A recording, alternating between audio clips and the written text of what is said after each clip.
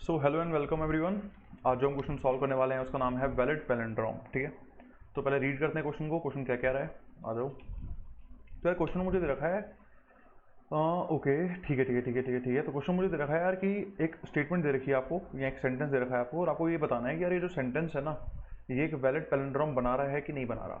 ठीक है, तो क्वेश्चन पे सीधा जाने से पहले हम एक बार समझ लेते हैं कि यार एक वैलिड पैलिंड्रोम का मतलब क्या होता है। ठीक है, तो बोर्ड पे आ जाओ, वहाँ समझाता हूँ कि एक वैलिड पैलिंड्रोम का मतलब क्या होता है। ठीक है, तो एग्जांपल लेता हूँ ना एक। तो अच्छा, एक एग्जांपल लेते हैं। सपोज करो मैंने ये लिखा हुआ है रेस कार। ठीक है, तो RACECAR। ठीक है, तो ये रेस कार लिखा हुआ है। ठीक है, अब अगर मैं रेस कार को इधर से रीड करूँ या फिर इधर से रीड करूँ, मैं सेम ही रीड करने वाला हूँ। तो जितने भी ऐसे वर्ड्स होते हैं या फिर ऐसे जो सेंटेंस होते हैं ना, इन सेंटेंस को हम बोलते हैं पैलिंड्रोम। और ये एक वैलिड पैलिंड्रोम बना रहा है, क्योंकि देखो ये वाला और ये वाला एलिमेंट सेम, ये वाला सेम, ओके, ये वाला सेम, और ये भी सेम। तो ऐसे जो एलिमेंट्स होते हैं ना, इनको हम बोलते हैं पैलिंड्रोम। तो चेक ऐसे ही करना है, जो मैंने बताया ना वही चेक करना है। कि सपोज मुझे कोई स्टेटमेंट या कुछ भी ऐसा दे रखा हो, वर्ड दे रखा हो, जैसे मुझे ये दे रखा है रेस कार ही दे रखा है, सपोज मुझे बताना है कि यार ये एक वैलिड पैलिंड्रोम है कि नहीं। तो क्या करूंगा, इस वाले को बना लूंगा स्टार्ट, इस वाले को बना लूंगा एंड, और चेक करते हुए जाऊंगा बस कि क्या ये दोनों मैच कर गए। हाँ कर गए, तो स्टार्ट को आगे बढ़ा दो और एंड को पीछे कर दो। मैच कर गए, सेम। कब तक रिपीट करूंगा, जब तक ये दोनों आपस में एक दूसरे क्रॉस नहीं कर जाते। और अगर क्रॉस कर गए, इसका मतलब मैंने सारे एलिमेंट चेक कर लिए हैं, मतलब एक वैलिड पैलिंड्रोम है। तो जब भी क्रॉस कर जाएंगे तो मैं रिटर्न कर दूंगा ट्रू।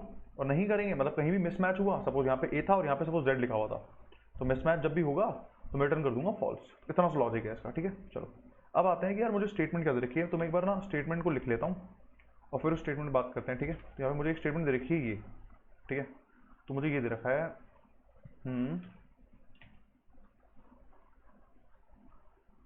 ओके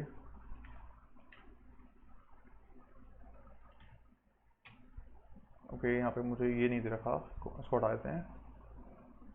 ठीक है, एक चीज़ ध्यान रखना, जितने भी ये स्पेशल कैरेक्टर्स होते हैं ना, जैसे कि ये लिखा हुआ है कॉमा, ये लिखा हुआ है, ये सारे ना पैलिंड्रोम में पार्टिसिपेट नहीं करते। ठीक है, तो इनको मुझे रिमूव करना पड़ेगा इवेंचुअली।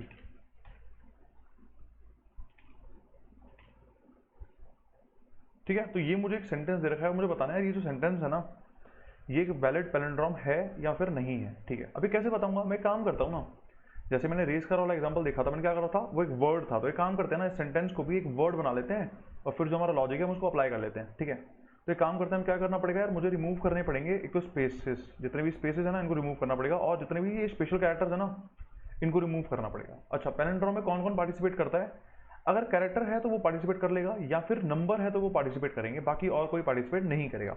ठीक है, तो एक काम करते हैं सिंपल सा, मैं इसका इटरेट करता हूँ और एक नया सेंटेंस क्रिएट कर लेता हूँ अपने लिए।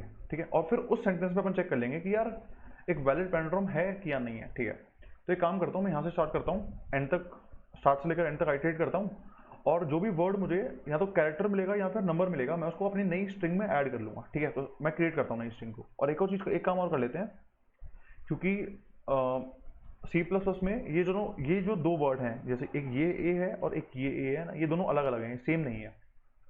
लेकिन पैलिंड्रोम में दोनों हम सेम कंसिडर करते हैं। तो एक काम और कर लेते हैं हम कि इन सबको ना कन्वर्ट कर लेता हूँ लोअर केस में। ठीक है, तो कैसे कर रहे हैं देखना, मैंने एक नई स्ट्रिंग क्रिएट करी STR, और ये फिलहाल है एम्प्टी। अब मैं आइटरेट करना स्टार्ट करा इसके ऊपर, और जो भी अगर मुझे जो भी कैरेक्टर है ना वो मुझे क्या मिला, या तो अल्फ़ाबेट मिला या फिर नंबर मिला, तो मैं उसको लोअर केस में कन्वर्ट करके ऐड कर दूंगा मेरी स्ट्रिंग के अंदर। इतना सा काम कर रहा हूँ। ठीक है, तो ये क्या बन जाएगा देखते हैं। तो ये कैपिटल है तो ये आ जाएगा स्मॉल। ठीक है, फिर ये स्मॉल, ये स्मॉल, ये स्मॉल, ओके।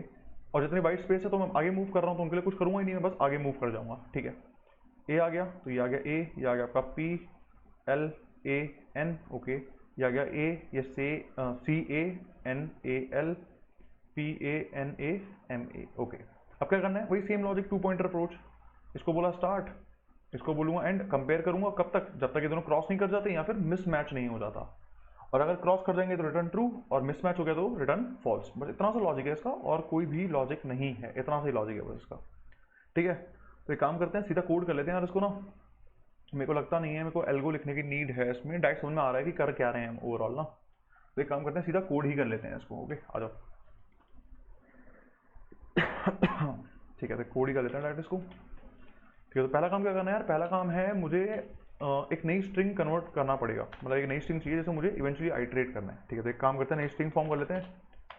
ओके तो यहाँ पे आ जाएगा स्ट्रिंग str बोल देता हूँ उसको, फिलहाल वो empty है। ओके मुझे क्या करना है, मुझे आइटरेट करना है फिलहाल s के ऊपर, ठीक है। तो int i equal to 0 and i is less than s dot length,